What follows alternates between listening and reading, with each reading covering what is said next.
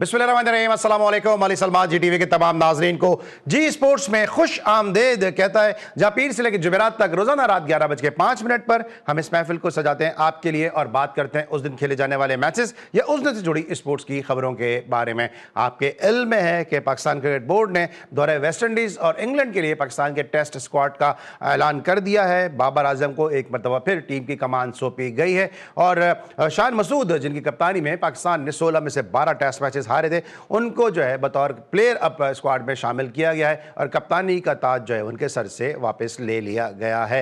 पाकिस्तान के स्क्वाड के हवाले से गुफ्तगू करेंगे, पाकिस्तान क्रिकेट के मामलात के हवाले से गुफ्तगू करेंगे और मेरे साथ आज एक ऐसी ज़बरदस्त शख्सियत मौजूद है जिनका स्पोर्ट्स जर्नलिज्म के हवाले से बड़ा गहरा ताल्लुक है और स्पोर्ट्स जर्नलिज्म में कई दिहाइयाँ वो गुजार चुके हैं और साथ साथ जितना खूबसूरत लिखते हैं इतना ही खूबसूरत गुफ्तगू भी करते हैं और अल्फाज को अपने जुमलों में मोतियों की तरह परोने में उनको मलका हासिल है। मेरे साथ मौजूद हैं season sports journalist Shahid Hashmi साहब, शो में खुशामदीद कहते हैं। अस्सलाम वालेकुम शाहिद भाई।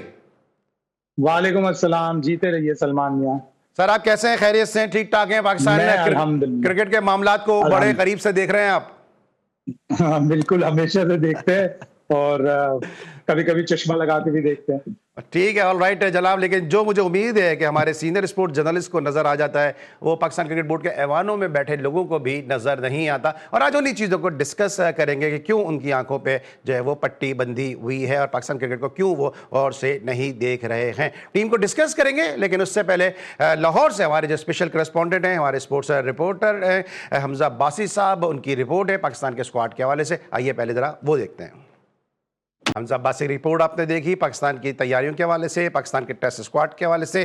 शाहिद हाशमी साहब हमारे साथ मौजूद हैं। सर सबसे पहले तो ये बताइएगा कि पाकिस्तान के जो सर टेस्ट स्क्वाड का अनाउंसमेंट हुआ इससे आप किस हद तक एग्री करते हैं? क्योंकि बहुत सारे लोग ये बात कर रहे हैं कि कामरान गुलाम जो डोमेस्टिक में रिकॉर्ड होल्डर है, 40 साल का उन्होंने डोमेस्टिक का रिकॉर्ड ब्रेक किया, वो इस स्क्वाड का हिस्सा नहीं है। फिर साथ साथ साद बेग के हवाले से लोग बहुत ज़्यादा बात कर रहे हैं, जिन्होंने कायद आज़म ट्रॉफी में टॉप भी किया था बतौर बैट्समैन, बतौर विकेट कीपर, वो भी डिजर्व करते थे।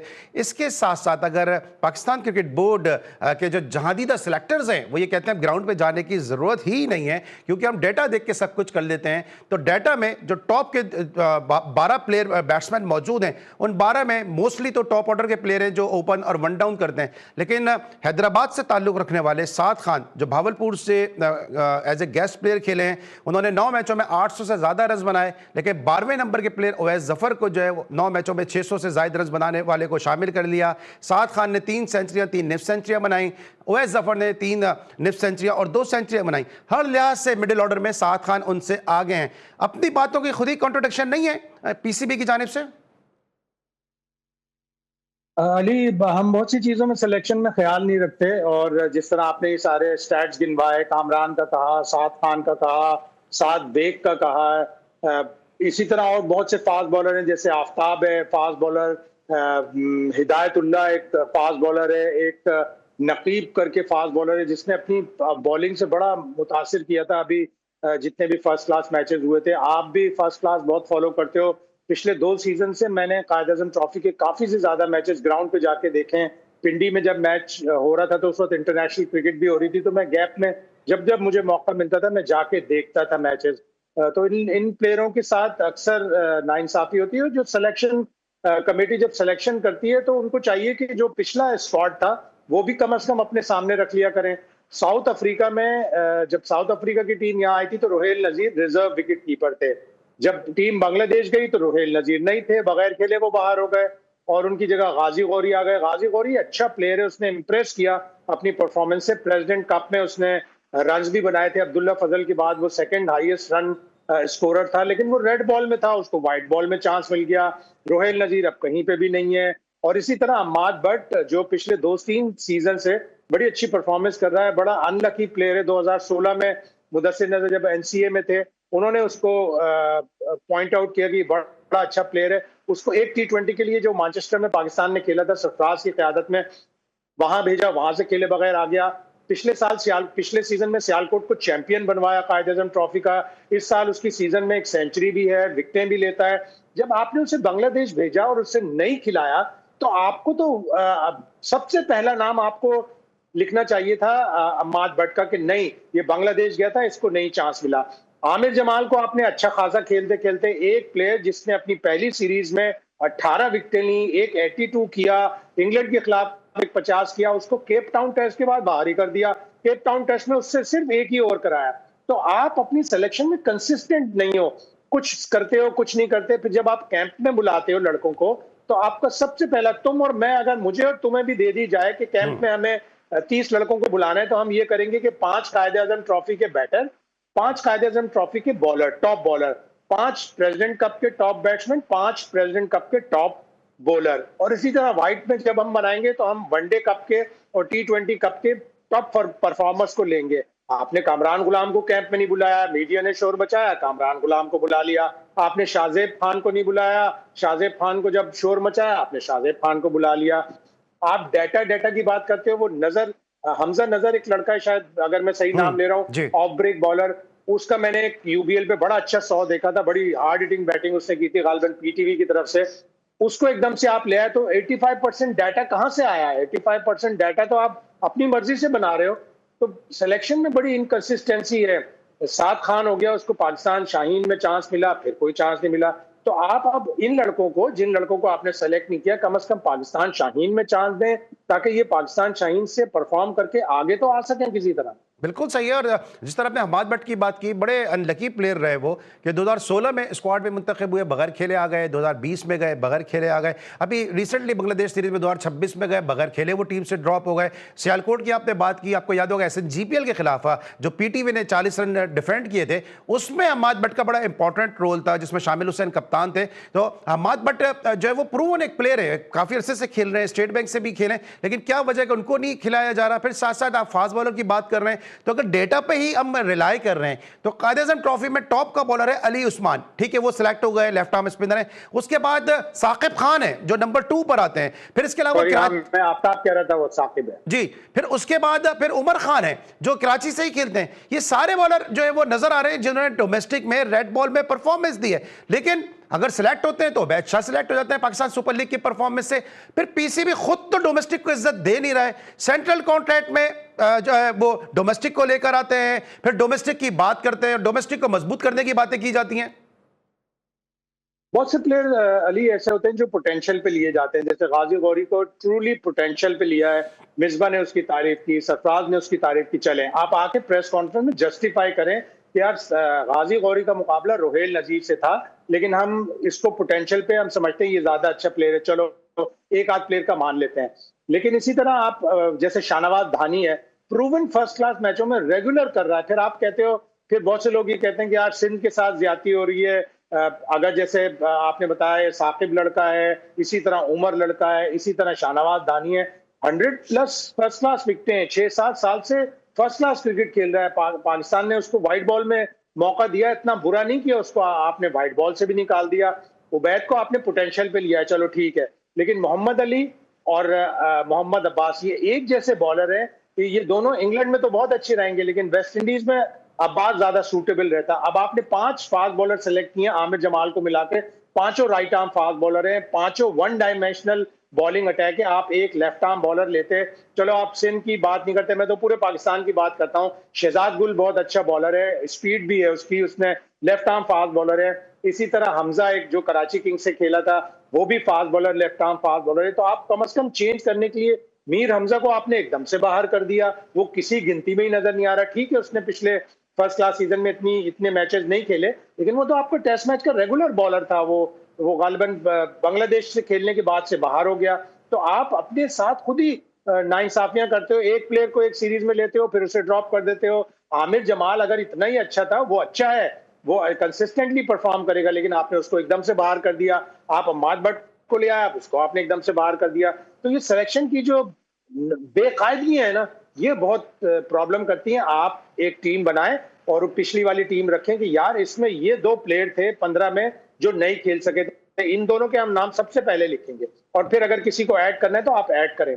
इंग्लैंड भी करता है पोटेंशियल पे, जैसे जैकब बैथल को बगैर फर्स्ट क्लास की सेंचुरी के उन्होंने सेलेक्ट किया, क्या प्लेयर है। कल परसों जो मैच उसने इंग्लैंड को जितवाया, वर्ल्ड कप के सेमीफाइनल में इतनी जबरदस्त सेंचुरी बनाई थी, ट्रूली पोटेंशियल पे खेल रहा है। उसका फर्स्ट क्लास में कोई भी 100 नहीं था, उसने न्यूजीलैंड में जाके 250 किए, उसने सिडनी टेस्ट में एशेस के इतने बड़े कॉल्ड्रॉन में उसने जाके जनाब 100 किया, तो वो पोटेंशियल पे सेलेक्ट हुआ है। लेकिन हमारे यहाँ अगर पोटेंशियल पे आप सेलेक्ट करेंगे तो उसमें ईमानदारी का उनसर शामिल होना चाहिए। बिल्कुल, ये ईमानदारी का अंसर शामिल होना चाहिए। गाजी गौरी की बात की, senior and season sports journalist Shahid Hashmi. Ghazi Gauri के बारे में जब एक विकेट कीपिंग का कैंप लगाया गया तो उस विकेट कीपिंग कैंप के इंचार्ज ने मुझे ऑफ द रिकॉर्ड भी कहा, और मेरे किसी और शो में भी उन्होंने गाजी गौरी के बारे में क्या कहा, इसको भी डिस्कस करेंगे। और फिर अगर डाटा, जो आज डाटा की बात कर रहे हैं, अगर डाटा उनके दौर में होता तो क्या आज वो बताने वाला डाटा बैठा होता पीसीबी में बैठा? ये बात करेंगे एक छोटे से ब्रेक के बाद।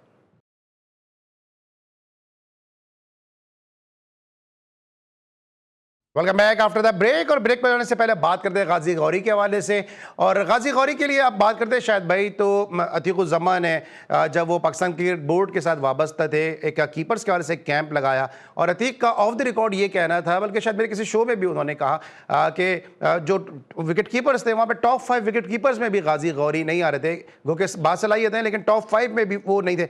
अचानक कैसे ब्लू आइट बॉय हो गए वो पाकिस्तान क्रिकेट बोर्ड के उनको रोहिल नज़ीर के ऊपर और साद बेग जैसे विकेट कीपर के ऊपर, इवन मैं अगर अब हसीब की बात करूं तो हसीब के ऊपर भी तरजीह देके जो है वो पाकिस्तान क्रिकेट टीम का हिस्सा बनाया जा रहा है।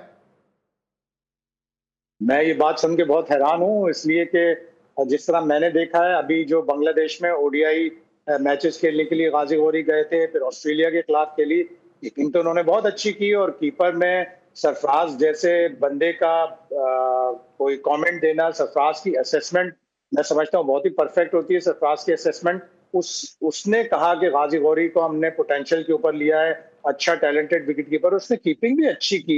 अगर अतीक ने ये कहा है तो वाकई मुझे हैरानी हुई है। हो सकता है 1-1.5 साल 2 साल पहले की ये बात हो, और फिर गाजी गौरी ने अपने आप को इम्प्रूव किया हो।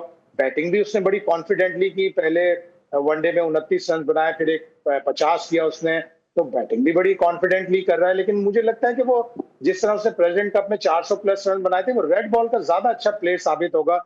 और मेरी इतलात ये है, बल्कि एक दो और हमारे साथी हजरात हैं, उनकी इतलात ये है कि पहले टेस्ट में गाजी गौरी का डेब्यू होने वाला है।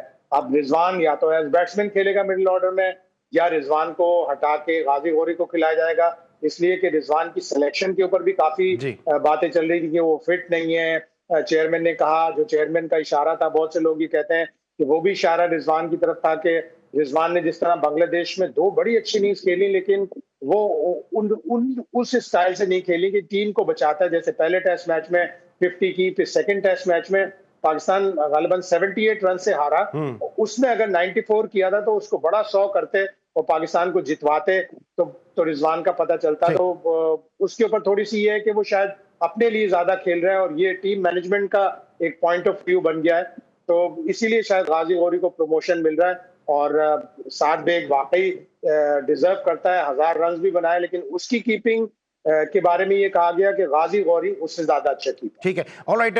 बाबर आजम की कप्तानी पे भी बात करेंगे, लेकिन जरा पहले उन पे बात कर लेते हैं कि जिन्होंने टीम अनाउंस की है। वो ये कहते हैं कि अब सिलेक्टर्स को जो है वो ग्राउंड जाने की जरूरत नहीं है, हम डाटा से हम टीम बना लेते हैं। आप मुझसे बेहतर ये बात जानते होंगे कि जब 14 साल के आकिब जावेद को पहली मरतबा इमरान खान साहब ने वसीम राजा के रिकमेंडेशन पे मुंबई क्लब ऑफ इंडिया की जो सिल्वर जुबली सेलिब्रेशन थी उस टीम में शामिल किया, इंडिया वो खेलने गए, और फिर सचिन तेंदुलकर ने मुंबई के लिए वो खेलते थे, पाकिस्तान के लिए बतौर मुतबादिल प्लेयर फील्डिंग की, और इंडिया से पहले उन्होंने पाकिस्तान की टीम को रिप्रेजेंट किया। तो क्या उस वक्त अगर डेटा होता तो क्या आकिब जावेद वसीम हैदर की जगह ऑस्ट्रेलिया चले जाते? या आप मुझसे बेहतर जानते हैं। फिर वसीम अकरम 1 साल पहले वो अपने कॉलेज की टीम में भी नहीं थे, और अगले साल वो पाकिस्तान को रिप्रेजेंट कर रहे थे, और अब दुनिया में जहां भी टीम बनती है, सदी की बेहतरीन टीम ऑफ द सेंचुरी, उसमें पाकिस्तान से अगर कोई नाम होता है तो सिर्फ वसीम अकरम होते हैं। तो डेटा पे अगर टीम बनती तो ये सारे नाम आते क्या?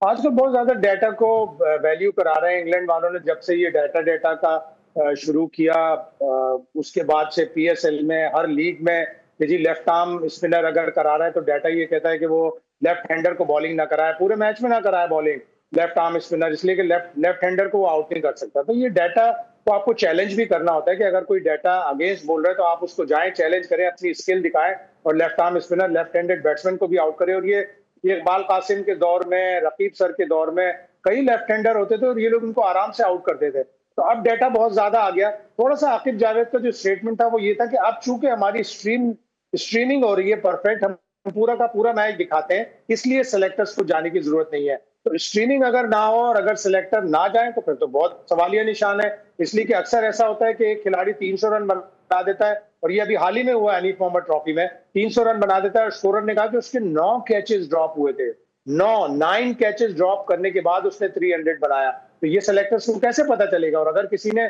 200 या 150 6 कैच छूटने पे बनाया है, या कोई बहुत ही वीक ऑपोजिशन के खिलाफ बनाया है, ये तो सिलेक्टर्स को पता होना चाहिए। सिलेक्टर्स को तो ग्राउंड पे जाना चाहिए। उन्होंने इसलिए ये बात कही कि वो ये कह रहे हैं कि हमारी यहाँ स्ट्रीमिंग इतनी अच्छी हो रही है कि हम मैच की एक एक चीज अपने ड्राइंग रूम में या बोर्ड के ऑफिस में बैठ के देख सकते हैं। सो बी इट, लेकिन जो ग्राउंड में जाकर देखने की चीज है, जो ग्राउंड में जाके पता चलता है, वो मेरा ख्याल है शायद लाइव स्ट्रीमिंग में भी पता नहीं चलता। बिल्कुल सही डाटा की आपने बात की। एक कायदम ट्रॉफी के एक फर्स्ट क्लास के मैच में एक ट्रिपल सेंचुरी स्कोर हुई, और मैं उस मैच में कमेंट्री कर रहा था। जो जेन्युइन विकेट कीपर था उसकी तबियत खराब हो गई, तो उसकी जगह उस विकेट कीपर को खिलाया गया और उस बैट्समैन को खिलाया गया जो विकेट कीपिंग करता था। पाकिस्तान के लिए भी उसने विकेट कीपिंग की। एक ओवर के बाद उसके बॉल लग गई, वो ग्राउंड से बाहर चला गया। उसके बाद जो 2 और प्लेयर थे जो पाकिस्तान सुपर लीग में विकेट कीपिंग करते हैं, क्योंकि PSL के मैचेस शुरू होने थे, कोच कह के थक गया, उन्होंने विकेट कीपिंग नहीं की, और एक ऑफ स्पिनर ने उस मैच में जो है वो विकेट कीपिंग की, और सामने वाली टीम का बैट्समैन ट्रिपल सेंचुरी कर गया। तो डेटा में तो ट्रिपल सेंचुरी आ गई, लेकिन किन हालात में वो ट्रिपल सेंचुरी हुई है, वो शायद पाकिस्तान क्रिकेट बोर्ड तक वो सेंचुरी नहीं पहुंची होगी कि किस तरह वो ट्रिपल सेंचुरी स्कोर हुई है। अब बाबर आजम की कप्तानी पे बात करते हैं कि बाबर आजम को बार बार जो कहते हैं, शायद बाबर आजम की कप्तानी और किसी कमजोर की लड़ाई एक ही बात हो गई है कि अब के मार, अब के मार और अब के मार। नतीजा वही ढाक के 3 पात ही आता है कि हमने पाकिस्तान सुपर लीग में भी कप्तानी देखी, जो उन्होंने कराची किंग के लिए 10 में से 9 मैच हार गए। इसके अलावा भी हमने उनकी कप्तानी देखी, इंटरनेशनल में भी हमने उनकी कप्तानी देखी। क्या उनमें ऐसा स्पार्क है कि एक दफा फिर उनको कप्तानी का हुमा जो इनके सर पे सजा दिया गया? देखो, पाकिस्तान ने ये सौदा मजबूरी में किया है, और मजबूरी का सौदा उस वक्त होता है जब आपके पास एक ऐसा लो पॉइंट आ जाता है कि टेस्ट में आपके पास कोई ऑप्शन नजर नहीं आ रहा। शाहीन शाह अफरीदी को आप ये कह रहे हैं कि नहीं, अब हम उसे वनडे और वाइट बॉल ज्यादा खिलाएंगे, वो फर्स्ट क्लास क्रिकेट खेलेगा तो हम उसे टेस्ट में चांस देंगे। और जितने भी ऑप्शन है, सलमान आगा ने हम सब की इतला के मुताबिक उसको ऑफर की, उसने मना कर दिया। जाहिर है इतने खराब हालात थे, टीम बांग्लादेश से 4 लगातार टेस्ट मैच हार गई, 90 नंबर पर है, रैंकिंग में 7वें नंबर पर आ गई। तो आप इतने पीछे हैं कि इस वक्त कोई भी कप्तानी, और आगे जो 2 टेस्ट वेस्ट इंडीज के और 3 टेस्ट इंग्लैंड के नजर आ रहे हैं, बड़े खतरनाक है, किसी भी कप्तान के लिए आसान नहीं होंगे। तो उन्होंने जब उनके पास कोई ऑप्शन नहीं बचा, रिजवान को वो बनाना नहीं चाह रहा है, तो आपके पास सारे ऑप्शन खत्म हो गए। सऊद शकील को कह रहे हैं, तो उसकी परफॉर्मेंस पिछली 2-3 सीरीज से 16 इनिंग्स हो गए, उसकी कोई सेंचुरी नहीं है, उसकी परफॉर्मेंस एकदम से खराब हो गई, वरना वो एक ऑप्शन हो सकता था, वो भी नहीं है टीम में। तो अब आपके पास कोई ऑप्शन नहीं बचा। लेकिन मुझे ब्रेक पे जाना है शायद भाई, जरा मुझे क्विकली बता दिएगा, फिर हमारी ये डोमेस्टिक क्रिकेट की जो तारीफ में लोग जमीन आसमान के कलाबे में लाते हैं, हमारी क्रिकेट का फेलियर नहीं है कि हमारे पास कोई कप्तान ही नहीं है? और जो माइक हैसन कहते हैं, वो कहते हैं मैं चाहता हूं एक टीम में 5 से 6 कप्तान हो। बहुत बड़ा खला है हमारी ये कि कप्तान हम ग्रूम नहीं करते। हम वाइस कप्तान बनाते हैं एक सीरीज में, फिर अगला वाइस कप्तान आ जाता है, फिर एक और अगला वाइस कप्तान। इस दफा तो 1-2 दफा तो क्रिकेट बोर्ड के लोगों ने कहा वाइस कप्तान की जरूरत ही नहीं है। तो जब तक आप वाइस कप्तान नहीं बनाओगे, ग्रूम नहीं करोगे। अभी इंडियन प्रीमियर लीग में जब पैट कमिंस नहीं आया तो 10 के 10 कप्तान टीमों के इंडियन थे। हमारी PSL में हम एस्टन टर्नर को कप्तान बना देते हैं, हम सारे फॉरेनर्स लाके बुला के उनको कप्तान बना देते हैं, लेकिन हम अपने प्लेयरों को कप्तान नहीं बनाते। हमने कभी अपने कप्तानों को ग्रूम ही नहीं किया, इसीलिए हम जो है वो फिर पलट कर बाबर आजम के पास गए। बाबर आजम ने जब 2023 में रिजाइन किया था, उस वक्त उसका पॉइंट ऑफ व्यू ये था कि ज़का अशरफ साहब मुझे व्हाइट बॉल से ना हटाएं, मैं तीनों फॉर्मेट का कप्तान रहना चाहता हूं, और अगर मुझे एक से भी हटाएंगे तो मैंने रिजाइन कर देना। उसने स्टेप डाउन कर दिया, जबकि वो 2 टेस्ट मैच की सीरीज श्रीलंका से जीत कर आया था, और उसका टेस्ट का रिकॉर्ड 20 टेस्ट मैचों में शायद 10 जीते हुए थे, 6 हारे हुए थे, 4 ड्रॉ थे, यानी उसका रिकॉर्ड अच्छा था। उसने टेस्ट में कप्तानी छोड़कर अपने साथ भी एक बहुत बड़ी ज्यादती की थी। अब आपके पास ऑप्शन ही नहीं है, तो आपको वापस उसी के पास जाना पड़ रहा है। लेकिन अब अल्लाह के वास्ते पाकिस्तान की क्रिकेट की बेहतरी के लिए बाबर आजम को अपनी कप्तानी इंप्रूव करनी होगी। इन 5 टेस्ट मैचों में अगर पाकिस्तान एक टेस्ट मैच भी जीत जाए तो मैं कहता हूं कि कप्तानी में और टीम में इंप्रूवमेंट आएगी। और ये बड़ा लम्हा फिक्रिया है कि शायद हाशमी साहब जैसे सीनियर जर्नलिस्ट अब इस नहज पर आ गए इस परफॉर्मेंस को देख के कि अगर 5 में से एक भी जीत जाएं तो हमारे लिए बड़ी ये ब्लेसिंग तरह बात करते हैं शायद हाशमी साहब कि बाबर आजम की कप्तानी मजबूरी का नाम शुक्रिया बन के सामने आई है। ब्रेक लेके वापस आएंगे, मजीद गुफ्तगू करेंगे, मिलते हैं छोटे से ब्रेक के बाद।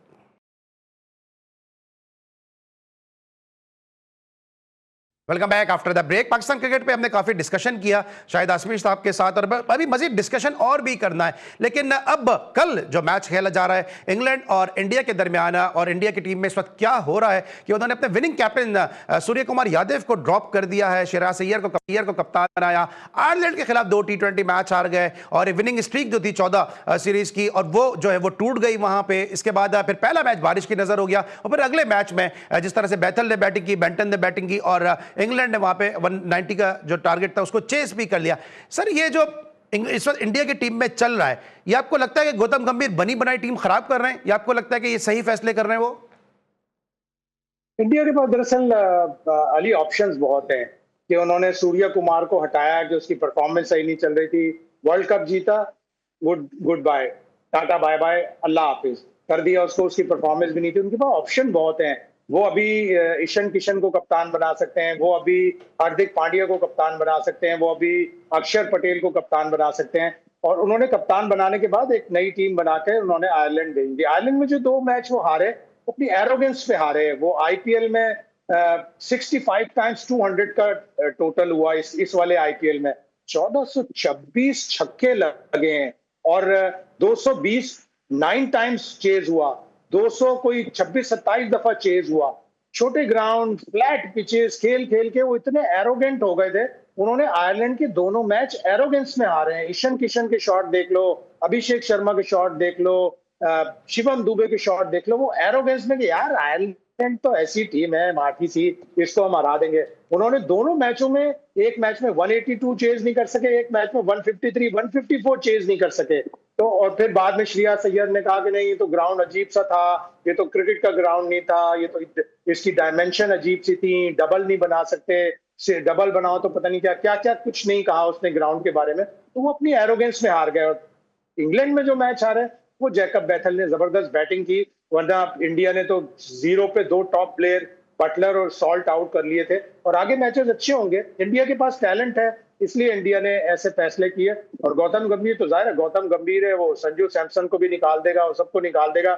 लेकिन जहां पे टीम हारेगी तो पेशेंस उनके यहाँ भी कम है। अगर 1-2 सीरीज और हार गई तो फिर गौतम गंभीर को लेने के देने पड़ जाएंगे। और आपने सैमसन की बात की, तो अभी जिम्बाब्वे के टूर पे सैमसन को ड्रॉप भी कर दिया गया है। संजू सैमसन जिम्बाब्वे के टूर का हिस्सा नहीं है। सूर्यवंशी के हवाले से क्या कहेंगे कि बहुत तनकीद की जा रही थी कि आयरलैंड में खिला देना चाहिए था। सुनील गावस्कर साहब ने भी कहा कि इनको खिला देना चाहिए था। फिर पहला मैच वो खेलते सामने, जिस तरह अभिषेक ने बैटिंग की, अभी अभिषेक शर्मा ने, प्रेशर भी आया क्योंकि बॉल उनके बल्ले पे आ ही नहीं रही थी, लेकिन फिर भी 14 गेंदों पे उन्होंने 2 बाउंड्री स्कोर की। लेकिन तनकीद हुई है 15 साल के बच्चे के ऊपर।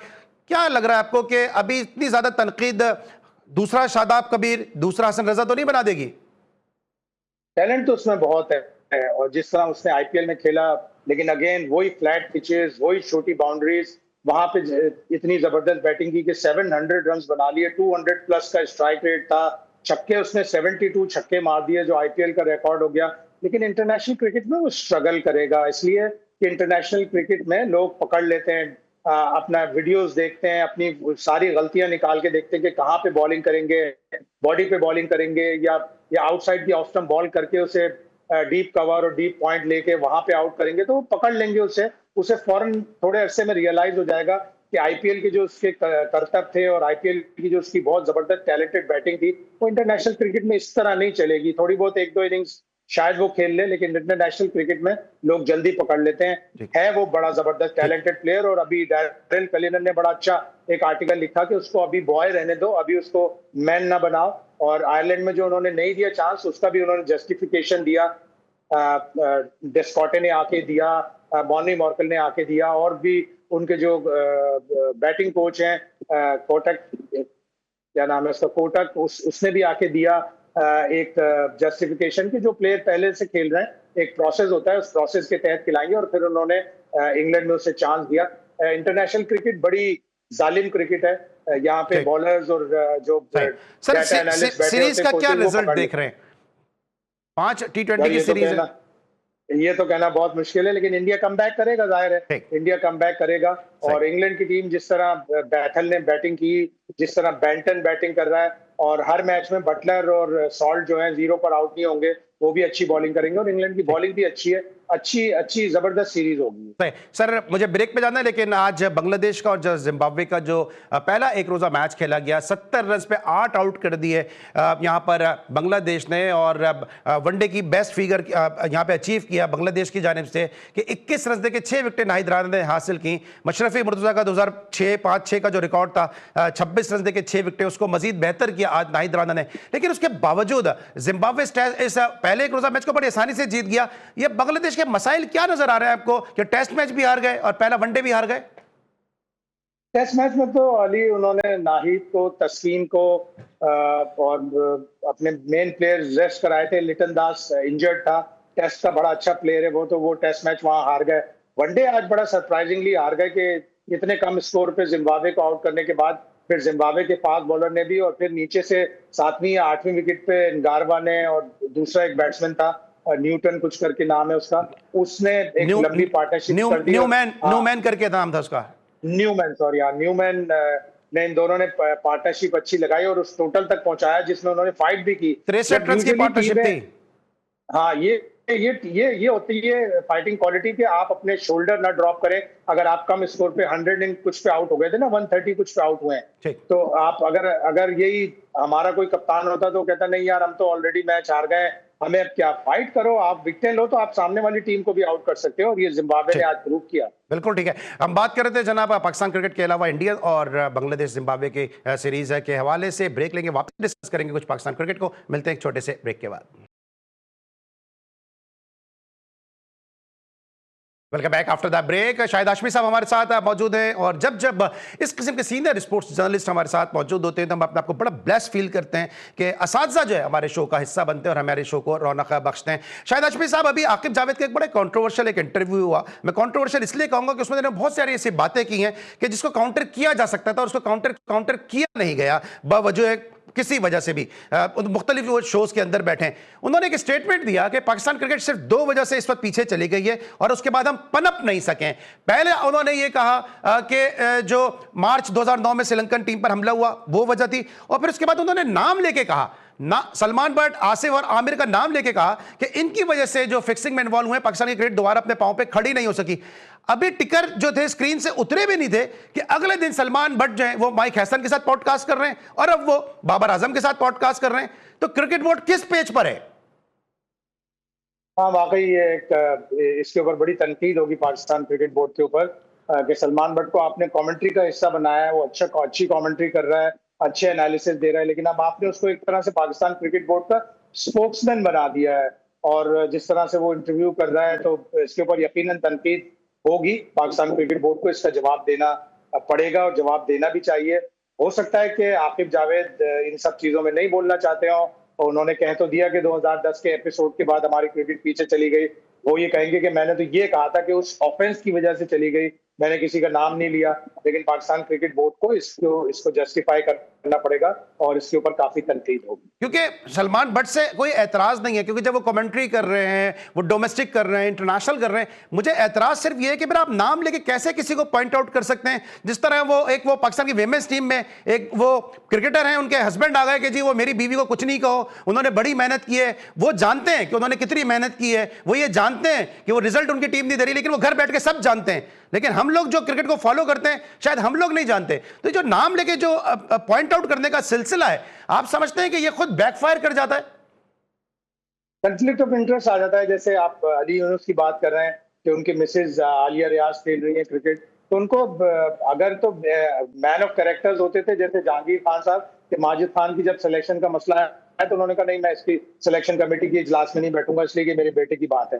तो जब कॉन्फ्लिक्ट ऑफ इंटरेस्ट आए तो आपको वहां से हट जाना चाहिए, ना ही उसके ऊपर बात की जाए। वो एक दफा कमेंट्री करते हुए उन्होंने क्रिटिसाइज किया था, उस वक्त भी उनको कमेंट्री के पैनल से हटा दिया गया था कि उन्होंने आलिया रियाज के बैटिंग ऑर्डर पे थोड़ी सी तनकीद की थी। तो नहीं करना चाहिए। वो एक अच्छा कमेंटेटर है, अपनी कमेंट्री से मतलब रखे।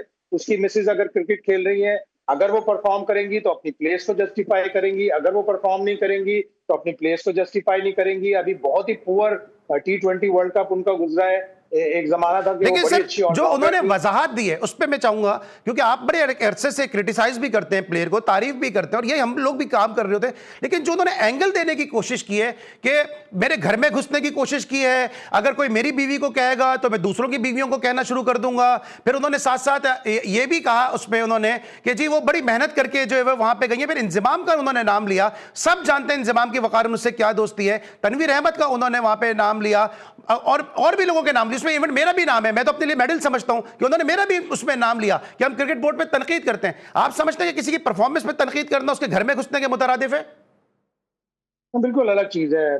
घर में नहीं घुस रहे, अगर उनकी मिसेज हैं लेकिन वो प्लेयर हैं इसलिए खेल रही हैं और इसीलिए उनके ऊपर क्रिटिसिज्म हो रहा है कि उनकी परफॉर्मेंस नहीं थी। अगर वो घर में होंगी, क्रिकेट नहीं खेल रही होंगी, तो किसी को क्या पड़ी है कि उनके ऊपर तनकीद करे, या उनकी जो भी जिंदगी है, जो भी उनके जॉब है, दूसरे जॉब है, अगर वो फॉर एग्जाम्पल बैंक में जॉब कर रही होती तो हम क्रिकेट के एनालिस्ट या हम क्रिकेट के कमेंटेटर या आप क्रिकेट के एंकर उनके ऊपर थोड़ी तनकीद करते हैं कि वो बैंक में अच्छी परफॉर्मेंस नहीं दे रही। हम तो इसलिए करेंगे, या कोई भी इसलिए कर रहा है तनकीद कि वो क्रिकेट खेल रही है और उनका एक अच्छा रिकॉर्ड था, एक अच्छी सीनियर प्लेयर थी जिनकी बॉलिंग से उन्होंने अपने आप को ऑलराउंडर साबित किया था। अच्छे उन्होंने मैचेस भी जितवाए, लेकिन जब से वो बॉलिंग नहीं कर रही उनकी अफादियत हाफ हो गई और फिर उनकी परफॉर्मेंस भी। अच्छा शायद भाई आखिरी मेरा सवाल है क्योंकि वक्त कम है। उन्होंने एक पॉडकास्ट में यह भी कहा कि अगर वो बॉलिंग नहीं करती हैं तो उसकी कप्तान, इसकी जिम्मेदार कप्तान है। अब वही वाली बात है कि ऐसे लोग मेरे शो में तो आते ही नहीं है जो उनसे काउंटर क्वेश्चन हो। सवाल ये होता है कि अगर वो नेट पे भी बॉलिंग नहीं कर रही हैं, 2023 से डोमेस्टिक में भी बॉलिंग नहीं कर रही हैं, तो फातिमा साना को कैसे जो है वो ब्लेम दिया जा सकता है कि वो उनको बॉलिंग नहीं दे रही हैं? और दूसरा मेरा इसी में क्वेश्चन, इसमें आप सप्लीमेंट्री क्वेश्चन है कि अगर वो इतना वजाहती बयान नहीं देते और मेरी बीवी नहीं करते, 15 लड़कियां खेल रही हैं, सिर्फ आलिया रियाज की मीम्स क्यों आ रही हैं? इसलिए कि आलिया रियाज से लोगों को एक्सपेक्टेशन थी। वो पाकिस्तान की स्टार प्लेयर हैं, पाकिस्तान की सीनियर प्लेयर हैं, ओवर 100 मेरा ख्याल है T20 इंटरनेशनल खेले, उनका स्ट्राइक रेट अच्छा है, उनका एवरेज अच्छा है। जब वो विकेट लेती थी, बॉलिंग कराती थी, उनकी अफादियत डबल होती थी। और इस वर्ल्ड कप में अगर फातिमा सना से, सादिया इकबाल से, मुनीबा से परफॉर्मेंस की उम्मीद थी तो आलिया रियाज से भी सबको थी। उनकी बैटिंग, शायद 4 मैचों में सिर्फ 35 रन बनाया उन्होंने। बांग्लादेश के क्रूशियल मैच में वो 0 पर आउट हुई। तो फिर तनकीद होती है, जब तारीफ करते हैं तो तनकीद करते हैं, तो फिर उस तारीफ के भी मायने होते हैं कि भाई आपने तनकीद के वक्त तनकीद की और तारीफ के वक्त तारीफ की। अगर आप तारीफ के वक्त सिर्फ तारीफ करेंगे और तनकीद के वक्त तनकीद नहीं करेंगे तो आपकी तारीफ जो है वो भी खोखली हो जाएगी। ठीक है। Thank you so much. Shahid Hashmi साहब हमारे साथ मौजूद थे और हमने बहुत सारे क्रिकेट के मामलों पे गुफ्तगू की और कोशिश की कि हम जाने कि एक सीनियर स्पोर्ट जर्नलिस्ट है, पाकिस्तान क्रिकेट बोर्ड के मामलों को और दुनिया के क्रिकेट के मामलों को किस नज़र से देखते हैं। आज के लिए बस इतना ही, लेकिन फुटबॉल फीवर इस वक्त इरूज पर है। नेमार ने ब्राजील की शिकस्त के बाद जो है वो फुटबॉल से रिटायरमेंट का ऐलान कर दिया है। इस हवाले से हमारा एक स्पेशल शो होगा, मिनी ब्राजील से आप करीब देख सकेंगे। अली सलमान को पूरी प्रोडक्शन टीम के साथ इजाजत दीजिए। अपना बहुत ख्याल रखिए। अल्लाह हाफिज।